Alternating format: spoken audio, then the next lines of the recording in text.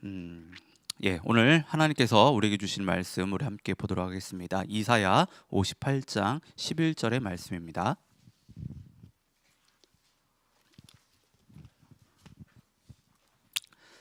이사야서 58장 11절의 말씀입니다.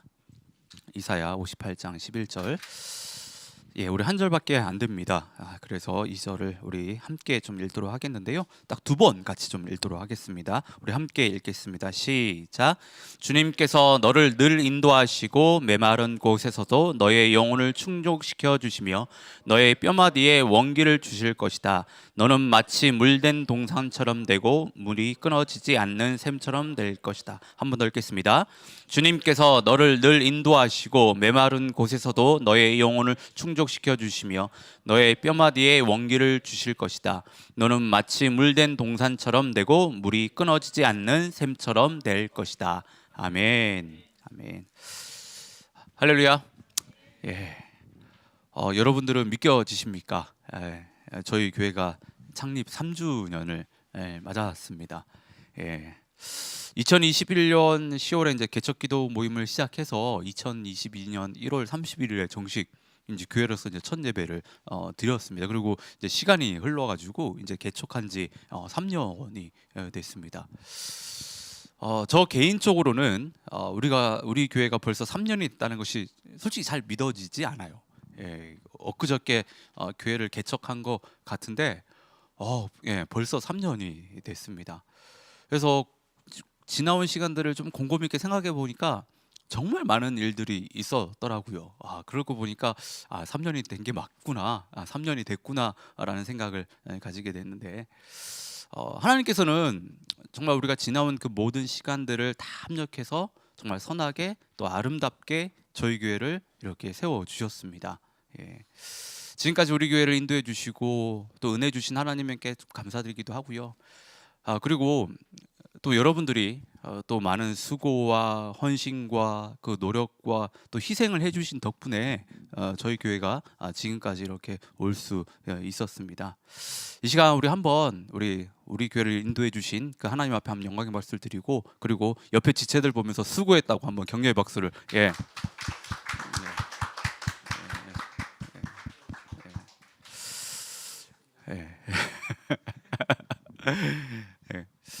우리 교회가 개척을 한 지 이제 3년이 됐습니다. 그런데 우리 교회는 뭐 여전히 작은 교회예요.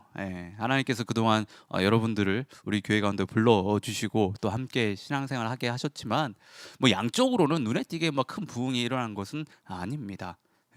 뭐 적은 수가 모여서 뭐 하나님을 예배하는 교회라고 할 수 있습니다. 그런데 이 세상의 가치관에서 이 작다라고 하는 것, 적은 수가 모였다라고 하는 것은 이 실패라든지 어떤 부정적인 의미를 주거든요. 이게 작다라고 하면 뭔가 자꾸 잘못됐고 뭔가 문제가 있고 뭔가 틀렸다라는 생각을 하게 돼요. 그러니까 왜 이런 생각을 하게 되냐면 세상의 가치관이라고 하는 것은 크기와 아니면 많은 가진 것을 가지고 성공했다라든지 아니면 뭐 행복하다라고 뭐 이렇게 평가를 하기 때문입니다. 그래서 세상 사람들이 그러잖아요. 뭔가 많이 가지려고 하고 뭔가 크게 뭔가 일을 어떤 그런 것들을 하려고 하는 거. 그래서 뭐 여기서는 뭐 다 젊은 분들이니까 이런 얘기 안 하는데 지평수 늘리는 것이 성공의 척도, 뭐 한국에서는 아파트 평수 늘리는 것이, 아니면 화장실 개수 늘리는 것이 성공의 척도, 뭐 이렇게 이제 평가를 합니다. 근데 안타까운 사실은 세상에 이런 가치관이 교회에도 고스란히 들어와 있다라고 하는 거예요. 그러니까 예배당의 크기라든지 아니면 교회의 숫자, 교인들의 숫자, 아니면 뭐 좋은 어떤 성경 프로그램들이 뭐 많이 진행되는 거, 아니면 찬양팀의 어떤 규모가 뭐 엄청나게 큰다든지, 아니면 화려한 음향이 있고 화려한 어떤 조명이 있는, 아니면 뭐 그 얘기도 하더라고요. 앞에 그 스크린의 사이즈 보면 교회의 크기를 볼 수 있다고. 그래서 뭐 그런 얘기도 하는데, 아무튼 뭐 그런 거, 그러니까 그런 것을 가지고 좋은 교회인지 아닌지, 아니면 뭐 건강한 교회인지 아닌지를 평가를 해요. 이게 하나님을 믿는 사람들이 평가를 하는 겁니다. 여러분, 이런 관점에서 보면 우리 교회는요 성공하지 못한 교회입니다. 이런 관점에서 보면 우리 교회는 좋은 교회가 아닙니다. 어떤 분들은 실패했다라고 할 수도 있습니다. 뭐 여러분들은 분명 이렇게 얘기하는 것에 동의하지 않으실 겁니다. 그리고 우리 교회는 좋은 교회라고 생각하실 거예요. 예. 여러분, 우리가 분명히 알아야 되는 사실은요, 말씀에서 예수님은요 한 번도 교회의 사이즈에 대해서 작다라고 책망한 적이 없습니다. 바울도 그래요. 왜 바울을 제가 이야기하냐면, 바울은 정말 많은 교회들을 개척했잖아요. 정말 많은 도시에서 교회를 세운 사람입니다. 그런데 이 바울이요, 교회가 작은 것에 대해서 잘못됐다라고 말한 적이 한 번도 없다라고 하는 거예요.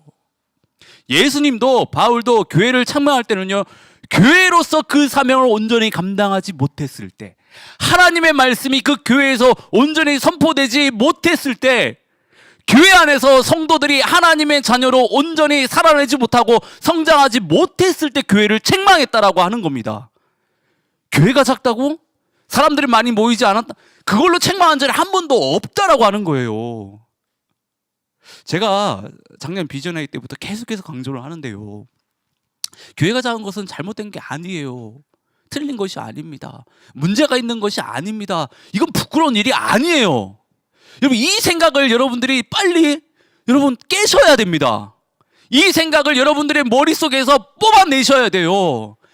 이 생각을 가지고 있으면 정말 그 생각대로 돼요. 교회는 절대로 성장할 수 없습니다. 이런 패배의식에 사로잡혀 있는 사람들이 다니는 그 교회에 누가 오겠냐라고 하는 거예요. 이런 생각을 가지고 있는데 어떻게 우리가 당당하게 복음을 전할 수 있습니까? 여러분, 교회가 커야 하나님이 기뻐하시고 더 영광 많이 받고, 교인들이 많이 모여야지 하나님의 어떤 사역들을, 그 일들을 더 잘 감당하는 게 아니에요. 이건요, 교회의 크기와 상관이 전혀 없습니다. 진짜 실패한 교회, 건강하지 못한 교회, 잘못된 교회는요, 교회가 작다는 것을 핑계 삼아서 아무것도 하지 않는 겁니다. 교회가 작다라는 그 패배의식에 사로잡혀서 그 사명을 잃어버리는 거예요. 교회가 작다고 하는, 그래서 하나님을, 교회를 자랑하지 못하는 그런 부끄러움을 가지는 것이, 그게 실패한 교회예요. 큰 교회든 작은 교회든 하나님께서 맡기신 사명들이 있어요. 그 부르심은 다 다릅니다. 각 교회는 그 부르심에 맞게 사명들을 감당하면 되는 거예요. 그리고 큰 교회든 작은 교회든 둘 다 예수님의 핏값으로 사신 귀한 교회들이에요. 참된 교회의 본질은요, 교회의 크기와 전혀 상관이 없습니다. 동일해요. 우리가 정말로 집중을 해야 되는 것은 교회 크기가 아닙니다. 우리 교회가 얼마나 하나님 앞에서 건강한지, 그걸 집중해야 돼요. 우리에게 맡기신 그 사명, 그 부르심을 우리가 얼마나 지금 잘 감당하고 있는지, 우리가 얼마나 그 교회를 잘 세우고 있는지에 대한 집중을 해야 된다고 하는 겁니다. 오늘 저희가 읽은 이사야 58장 11절의 말씀은요, 이스라엘 백성들에 대한 하나님께서 그 축복의 그 예언의 말씀입니다. 이 말씀을 보면 건강한 교회가 어떤 교회인지를 알 수가 있어요. 그러니까 본문에서 드러난 건강한 교회의 모습은요, 오늘 설교 제목이기도 한데, 물된 동상 같은 교회입니다. 물된 동상 같은 교회예요.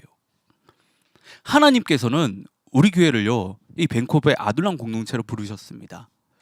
우리 교회는 삶의 어떤 여러 문제들에 지치고 그 공고한 그 영혼들, 상처받은 그 영혼들을 품어서 각자에게 주어진 삶의 재단에서 하나님의 영광을 드러내며 하나님의 나라를 확장하며 살도록 예수님의 제자로 그들을 훈련시키는 그 교회예요, 우리가. 이 부르심을 저희가 온전히 감당하기 위해서는요, 우리 교회가 물된 동상 같은 교회가 되어야 됩니다. 우리 교회가 물된 동상같이 되지 않으면 우리는 절대로요, 영혼을 품을 수 없고 영혼을 훈련시킬 수 없고 영혼을 살리는 그런 아둘람 공동체의 사명을 온전히 감당할 수 없습니다. 여러분들이 정말로 우리 교회를 생각하시고 기도를 하실 때 우리 공동체가, 우리 교회가요, 물된 동상 같은 교회가 되게 해달라고 정말 간절히 구하셔야 돼요. 오늘 말씀의 배경을 보면 이스라엘 백성들이 바벨론의 포로에서 돌아와서 이스라엘 이제 다시 세우거든요. 재건을 합니다. 그러니까 이 시기에 이스라엘 백성들은요, 하나님을 잘 섬기기 위해서 정말 많은 노력들을 기울여요. 이사야 58장 2절 말씀을 보면 우리가 그것을 알 수 있는데, 2절 말씀을 보면 이래요. 이스라엘 백성들이 하나님을 정말 잘 믿는 것 같아요. 날마다 하나님을 찾고 하나님 알기를 즐거워하고 공의를 행하고 하나님의 규례를 지키고 하나님의 의로운 판단을 구하고 하나님께 가까이 가는 것을 즐거워했어요. 그리고 3절에서 뭐냐고 하냐면 금식까지 했다라고 이야기합니다. 금식까지. 여러분, 이 모습만 놓고 보면 이들은 정말 신앙생활을 잘하는 것 같습니다. 이렇게만 신앙생활을 하면 이스라엘 백성들이 하나님의 그 은혜와 축복들을 받아서요, 이스라엘을 빨리 회복시킬 것 같아요. 그런데 하나님이 이들의 그 신앙의 열심을요, 알아봐 주지 않아요. 그렇게 잘 섬기는 것 같은데 하나님은 그들의 신앙생활을 인정하지 않으세요. 누가 봐도 신앙생활을 열심히 하는 것 같은데 하나님은 인정하지 않습니다. 하나님께서 이들의 신앙생활을 인정해 주지 않는 것은요, 이들의 신앙은 다 형식적이었기 때문입니다. 겉으로 볼 때는 너무 훌륭했지만 그게 전부였다고 하는 거예요. 이들이 하나님을 믿는 목적, 이들이 신앙생활하는 그 목적은 하나님께 있지 않았어요. 오로지 자신들의 유익을 위해서, 오로지 그냥 눈에 보이는 복을 받기 위해서 이런 열심으로 신앙생활을 했습니다. 하나님은 그들의 위선적이고 이들의 어떤 그 이중적인 신앙생활을 정말 괴로워하셨어요.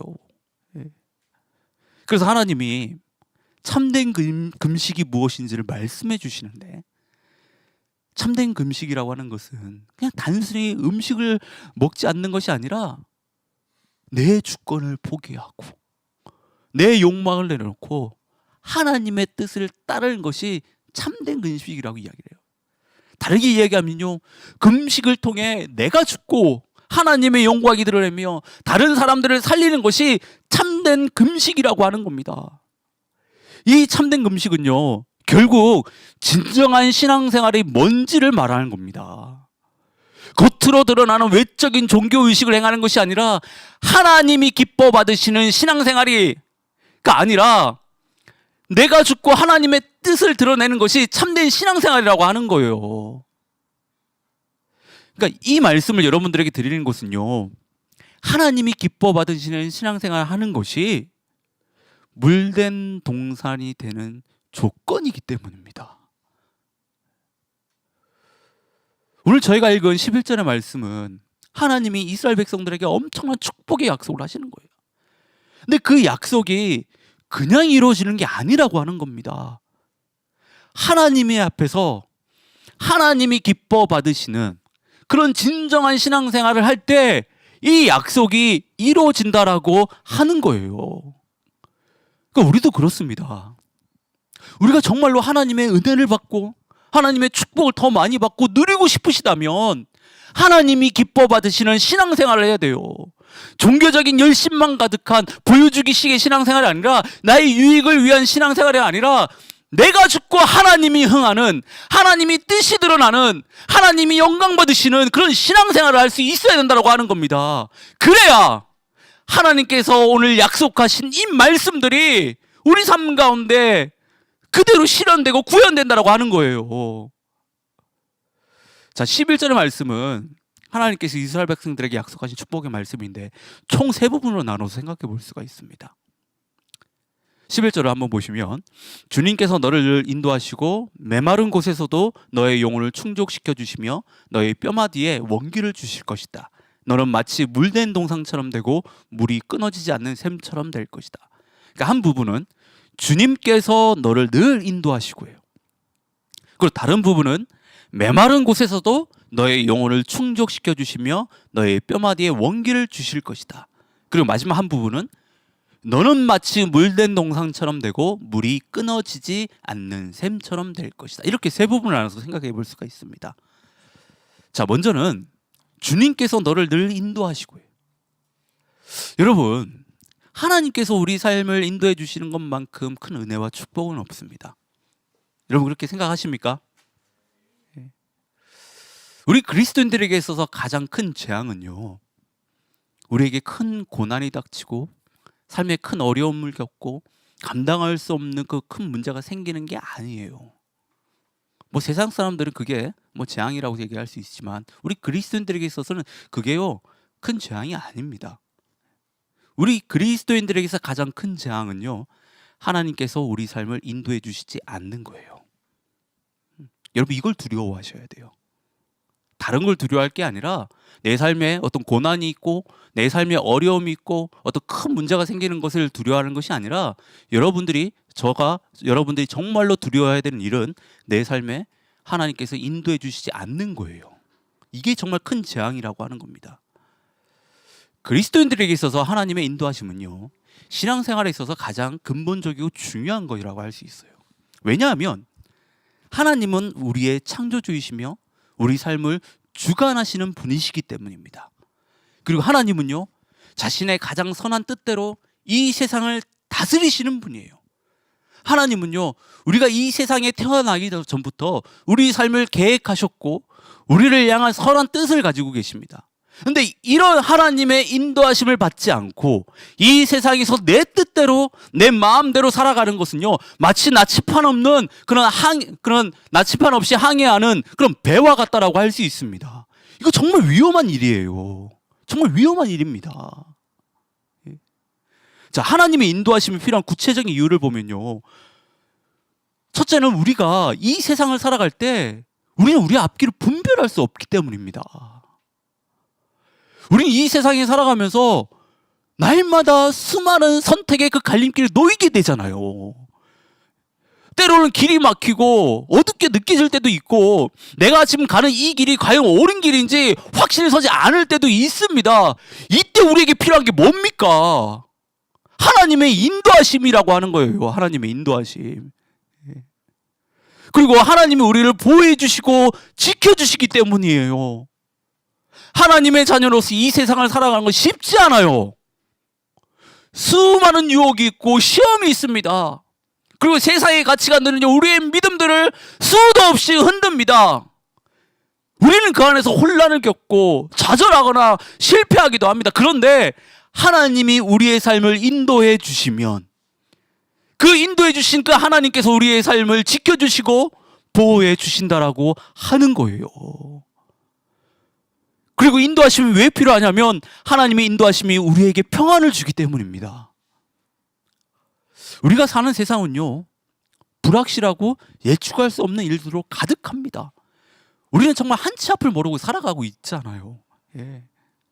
그런데 하나님께서 내 삶을 인도하고 계시다는 그 믿음이 있으면, 그것을 신뢰한다라고 한다면, 하나님이 인도해 주신 그거 간증들이 내 삶 가운데 차고 넘친다라고 한다면 우리는 어떤 상황 가운데서도 평안할 수 있다라고 하는 거예요. 그리고 하나님의 인도하심은 우리 삶에 목적과 의미를 부여합니다. 우리는 단순히 우연이나 운명에 따라 살아가는 사람들이 아닙니다. 우리를 향한 하나님의 계획과 목적 안에서 살아갑니다. 우리 삶이 지금은 뭔가 부족해 보이고 만족스럽지 않게 보여도, 때로는 이게 정말 뭐 하는 건가 싶어도 하나님이 우리 삶을 인도하실 때 그 모든 것들을 합력해서 하나님의 귀한 뜻을 이루며 우리를 온전한 하나님의 자녀로 살아가게 합니다. 하나님이 우리 삶을 인도하면요, 우리 삶은요, 그 어느 것 하나 버릴 게 없어요. 우리 삶은 낭비가 되는 것이 아닙니다. 다 의미가 있고 목적이 있는 거예요. 하나님은 우리 삶을 인도하시는 것이 여러분 이렇게나 중요합니다. 하나님의 자녀된 우리에게는요, 하나님의 인도하심이 반드시 필요하다라고 하는 거예요. 그런데 말씀을 잘 보시면요, 하나님이 너를 늘 항상 인도하신다라고 해요. 그러니까 우리가 좋은 상황에 있을 때만이 아니라 우리가 힘들고 어려울 때도, 고난 가운데서도 우리의 삶을 인도하신다라고 하는 거예요. 하나님이 인도하시기 때문에 힘들고 어려운 상황 속에서도 삶의 의미를 발견하고 은혜를 경험하는 것이 바로 우리 그리스도인들입니다. 하나님의 인도하심 때문에. 저는 하나님의 인도하심을 묵상하면서요, 우리 교회의 지난 3년을 돌아보는 시간을 좀 묵상하면서 좀 가지게 됐는데, 그 시간을 돌아보면서 제가 내린 결론은 그래요. 지난 3년 동안 하나님은 늘 우리 하늘동지교회를 인도하셨다. 여러분들 그렇게 생각하십니까? 예. 지난 3년을 돌아보면요, 모든 순간이 다 즐겁고 행복하지만은 않았습니다. 예. 힘들고 어려운 그런 시기들도 있었다라고 하는 거예요. 그리고 우리가 길을 헤맬 때도 있었습니다. 근데 그 모든 시간을 지나서 오늘 이렇게 저희가 창립 3주년 감사 예배를 드리고 내년을 우리가 기약하며 또 소망 가운데 내년을 이렇게 바라볼 수 있는 것은 하나님이 우리를 인도하셨기 때문입니다. 여러분, 우리가 하나님의 인도하심을 보다 이렇게 잘 받기 위해서는 우리에게 필요한 것이 있어요. 그게 뭐냐면 순종입니다. 순종. 하나님에 대한 절대적인 신뢰를 가지고 여러분 순종하시는 거예요. 순종.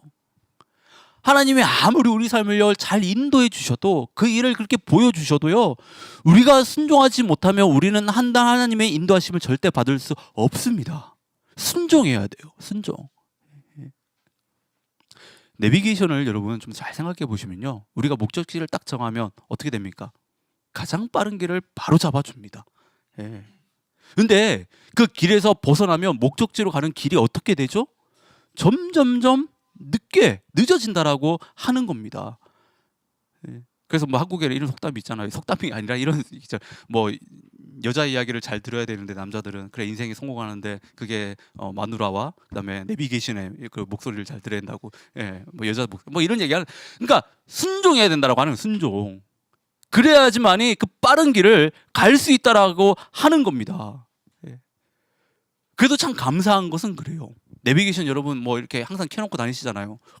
길을 잘못 들으면 어떻게 되죠? 다시 길을 안내해 줍니다. 그러니까 그때라도 순종하면 돼요. 늦지 않았어요. 그때라도 순종하면 됩니다. 근데 하나님께서 우리의 삶을 이렇게 인도해 주신다라고 하는 겁니다. 우리가 길을 잘못 들으면 하나님은 그때라도 우리에게 다른 길을 보여주십니다. 또 인도해 주세요. 우리는요, 그때라도 내 마음을 꺾고 내 고집을 꺾고 순종하면 되는 거예요. 따라가면 되는 겁니다. 그럼 하나님께서 우리를요 순적하게 인도해 주신다라고 하는 겁니다. 여러분, 우리가 하나님이 기뻐 받으실 신앙생활을 한다면 하나님은 우리 삶을 인도해 주세요. 그것도 그때만이 아니라 늘 항상 우리 삶을 인도해 주세요. 우리에게 있어서 이보다 더 큰 축복이 어디 있고 은혜가 어디 있습니까? 저는 우리 모두가 하나님이 늘 인도해 주시는 그 복을요 정말 많이 받을 수 있기를 진심으로 바랍니다. 우리 교회 가운데 하나님께서 인도해 주신 이 축복이 정말 가득하길요 진심으로 바랍니다. 자, 그 다음 축복은 너희 영혼을 충족시키며 뼈마디에 원기를 주실 것이라는 거예요. 여러분, 하나님의 인도하심을 받게 되면 자연스럽게 나타나는 결과가 두 가지가 있는데, 하나는요 영혼이 충족되는 거예요. 영혼이. 그리고 다른 하나는 뼈마디에 원기가 채워지는 것입니다. 우리가 온전히 하나님의 인도하심을 받게 되면 하나님과 깊은 관계가 이루어집니다. 그러면 그 안에서 우리는요 영적인 풍요로움을 경험하게 돼요. 그리고 우리는 그 안에서 하나님의 살아계심을 보게 됩니다. 그리고 하나님께서는요 우리를 인도하는 가운데 우리를 보호해 주십니다. 그렇기 때문에 우리의 육신이 강건하여지고 우리의 삶에 활기가 넘친다라고 하는 겁니다. 우리가 몸이 이상이 있어서 병원에 가서 의사들에게 진찰을 받으면 의사들이 대부분 빠지지 않고 하는 얘기가 있죠. 여러분 뭐죠? 쉬세요. 그 전에 무슨 얘기를 하죠? 스트레스 때문에 그렇다고. 스트레스 줄이셔야 된다고. 극심한 스트레스가 몸의 건강을 해치는 것은 이제 뭐 정설이에요, 정설. 뭐 거의 뭐 이제는 뭐 디폴트로 다 깔고 갑니다. 근데 이 세상에서 스트레스 받지 않고 살아가는 것은 불가능해요. 불가능합니다. 하지만 하나님이 우리 삶을 인도해 주시면 우리 육신이 강건케 되고 우리 삶에 활력이 생긴다라고 하는 거예요. 예. 자, 여기서 우리가 이제 주목을 해야 되는 것은 11절을 잘 보시면 너희 영혼을 충족시키며 뼈마디에 원기를 주실 것이다 라고 하는데, 그 앞에 뭐라고 이야기를 합니까? 여러분, 뭐라고 이야기하죠? 뭐라고 기록이 되어 있습니까? 메마른 곳에서도요. 메마른 곳에서도. 여러분, 메마른 곳이 어디죠? 이 당시에 사막이나 광야입니다. 사막이라든지 광야는요, 생명이 온전히 살 수 없는 곳이에요. 거기에 무슨 희망이 있고 거기에 무슨 소망이 있습니까? 사막이나 광야는 고통과 절망과 죽음밖에 없는 그런 곳입니다. 그런 곳이 메마른 곳이에요. 근데 여러분, 우리 삶에도 동일하게 메마른 곳들이 있죠. 메마른 때가 다 있습니다. 고통과 절망으로 가득 찰 때가 있다라고 하는 거예요. 그런 순간들을 지나서 우리는 지금 여기까지 온 거예요. 하나님을 믿는 사람들이 착각하지 말아야 되는 것이요, 하나님을 믿는다고 해서 메마른 곳이 없어지는 게 아니에요. 성경의 수많은 사람들 한번 보십시오. 예수님의 인생도 한번 보세요. 그리고 우리 삶을 한번 돌아보시기 바랍니다. 절망을 느낄 때가 얼마나 많이 있었습니까? 한숨밖에 나오지 않는 그런 상황을 우리가 얼마나 마주하고 있습니까? 그럴 때 보통의 많은 사람들은요, 삶의 방향을 잃어버리고 주저앉게 일수예요. 아무것도 할 수 없는 자신을 자책합니다. 그런데 하나님께서 그런 메마른 곳에서도 하나님을 온전히 믿는 자들에게는 어떻게 해요? 영혼을 충족시켜 주시고 육신을 강건케 해주실 뿐만 아니라 그 삶 가운데 활력을 주신다라고 하는 거예요. 활력을 주신다라고 하는 거예요. 여러분, 제가 가장 좋아하는 말 중에 하나가요, 죽음의 자리에서도 은혜 받는 것이 그리스도인이라는 거예요. 그리스도인. 죽는 자리가 어디입니까? 메마른 곳이잖아요. 예. 근데 그런 곳에서도 영혼이 충족된다라고 합니다. 남들은 죽을 수밖에 없는데, 절망하고 좌절할 수밖에 없는데, 그곳에서 영혼이 충족되고 그곳에서 삶의 활력을 얻게 된다라고 합니다. 저는 우리 교회를 생각할 때 이 말씀이 너무 많이 와닿았습니다. 앞에서도 이야기했지만 지난 3년간 돌아보면요, 우리는 좋을 때만 있었던 게 아닙니다. 분명 우리에게도 메마른 때가 있었고 메마른 곳이 있었다라고 하는 거예요. 근데 저희가 주저앉지 않고 메마른 가운데서도 우리가 절망이 아니라 소망을 품고 희망을 가지고 교회를 섬기고 교회를 세울 수 있었던 것은 하나님이 이 교회 가운데 축복을 주셨기 때문입니다. 네. 여러분, 하나님이 우리 삶을 인도하여 주시고 우리 교회를 인도하여 주시면 메마른 곳에서도 우리 영혼이 충족될 줄 믿습니다. 우리 육신이 강건케 되고 우리 육신 가운데 삶의 활력이 넘칠 줄 믿습니다. 마지막으로요, 물된 동산처럼 된다는 거예요. 물된 동산처럼. 저희는 지금 캐나다에 살고 있으니까 물이 얼마나 귀하고 소중한지 잘 모릅니다. 뭐 틀면 너무 이제 쉽게 또 너무 자유롭게 우리는 물을 이렇게 구할 수 있고 쓸 수 있기 때문인데, 근데 물은요, 여러분, 생명하고 아주 밀접한 관계가 있는 겁니다. 특히 뭐 성경의 배경이 되는 중동 지역에서는요, 더더욱 그래. 예. 그래서 혹시 뭐 중동 지역에 뭐 가실 때가 있으면 그때 비가 내리면요, 사람들 다 밖에 뛰어나옵니다. 중동 지역에서 비는요, 축복을 의미하거든요. 예. 그래서 사람들 다 밖에 뛰어 비를 맞습니다. 예. 그만큼 비가 안 내리기 때문이에요. 또. 예. 물된 동산이라고 하는 것은 물이 언제나 흘러 넘치는 동산을 가리키는데, 이는 생명이 넘치는 동산이라는 뜻이에요. 생명이 넘치는 동산. 그러니까 이곳에서 자라는 식물은요, 언제나 그 푸르름을 잃지 않고 때를 따라서 많은 열매들을 맺게 돼요. 뭐 너무 당연한 이야기지만 나무가 자라서 열매를 맺으려면요, 무엇보다 필요한 것이 물입니다. 물이에요. 물이 없으면 아무리 튼튼한 나무라 할지라도 열매를 맺을 수 없고 나중에는요, 말라서 죽게 됩니다. 물이 있어야지만 나무가 생명을 유지하고 아름다운 열매들을요, 정말 풍성하게 맺을 수 있습니다. 말씀을 다시 보시면 너는 물된 동산처럼 되고 물이 끊어지지 않는 샘처럼 될 것이라고 해요. 그러니까 물된 동산에는 물이 끊어지지 않는다는 겁니다. 이는요, 외부에서 물이 계속해서 공급되기 때문에 물이 끊어지지 않는 그런 셈이 되는 거예요. 저는 우리 하늘둥지교회가요, 정말 물이 끊어지지 않는 물된 동산이 되기를 진심으로 바랍니다.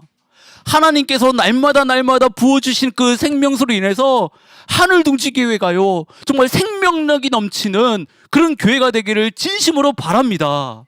교회 안에 생명력이 넘쳐야지만이 여러분들이 지금 다니고 있는 이 교회에서요, 영혼들이 살아납니다.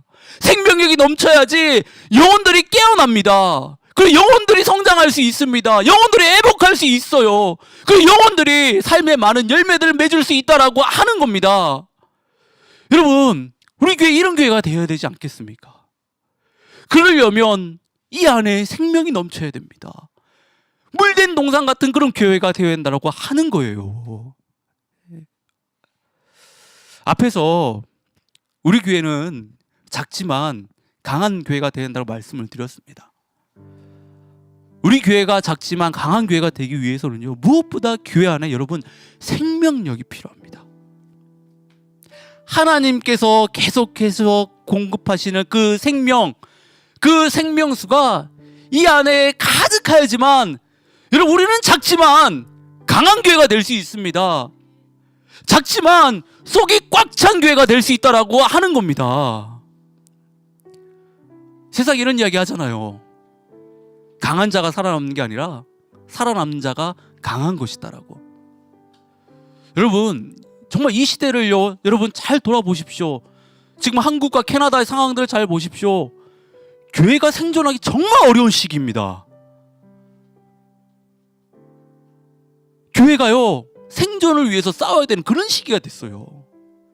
하루에도 수십 개, 수백 개의 교회들이 문을 닫고 있습니다. 정말 안타까운 일이 아닐 수 없어요. 근데 저희는 지금까지 하나님을 예배하며 소망 가운데 교회를 이렇게 세워가고 있습니다. 여전히 부족한 것이 많죠. 여전히 부족한 것이 많습니다. 그런데 확실한 것 하나는요, 우리 교회는 작지만 강한 교회라고 하는 거예요. 왜요? 하나님이 우리를 인도하시고 하나님께서 생명을 부어주셨기 때문에 우리가 지금까지 살아남아서 하나님을 예배할 수 있기 때문에, 예배하고 있기 때문에 여러분, 우리는 작지만 강한 교회입니다. 여러분, 우리는 정말 물된 동산 같은 생명력이 차고 넘치는 교회가 돼야 돼요. 그러기 위해서는 우리가 하나님 앞에서 하나님이 기뻐 받으시는 그런 신앙생활을 해야 됩니다. 저뿐만 아니라 여러분들도 그렇게 신앙생활을 하셔야 돼요. 그래야지만이 하나님은요, 우리 가운데, 우리 교회 가운데 함께 하시고 인도해 주시고 생명수를 끊임없이 공급해 주신다는 거 하는 거예요. 우리는 흔히 사막에는 사막이기 때문에 물이 없다라고 생각을 합니다. 그런데요, 사실은요, 물이 없기 때문에 사막이 된 거예요. 아무리 좋은 땅이라고 하더라고요, 여러분, 물이 공급되지 않으면 그 땅은 금방 사막이 됩니다. 반대로요, 사막이라도 메마른 곳이라고 하더라도 물이 계속 공급이 되면 그 사막에는요, 나무와 식물이 아름답게 자랄 수 있는 그런 비옥한 땅으로 바뀝니다. 여러분들이 정말 우리 교회를 생각하시고 우리 교회를 위해서 기도해 주실 때 이 교회 가운데 하나님의 그 생명수가 끊이지 않게 해달라고 여러분 정말 기도해 주시길 바랍니다. 우리가 그렇게 소망하고 있잖아요. 우리가 있는 이 공동체에서 정말 생명들이 살아나고 생명들이 깨어나고 생명들이 회복되어지고 생명들이 정말 많은 삶의 열매들을 맺기를 우리가 그렇게 소망하고 기대하고 있잖아요. 그 일이 되기 위해서는요, 여러분, 이곳 가운데 생명수가 차고 흘러 넘쳐야 됩니다. 저는 하나님이 지금 우리를 그렇게 빚어가고 계시라 저는 믿습니다. 우리 조금 더 노력하십시다. 예. 하나님께서 우리에게 주신 그 꿈들을 생각하면서 우리 각자의 삶에서 하나님께 맡겨주신 그 사명들을 감당하면서 하나님이 기뻐 받으시는 신앙생활을 할 수 있기를 하기를 우리가 좀 노력했으면 좋겠습니다. 그것들이 모아지면요, 이곳 가운데 생명수가 차고 흘러 넘칠 줄 저는 믿습니다. 그러면 그 교회 가운데 분명 영혼들이 살아날 것이고, 영혼들이 깨어날 것이고, 또 영혼들이 삶의 많은 열매들을 맺을 줄 믿습니다. 이 시간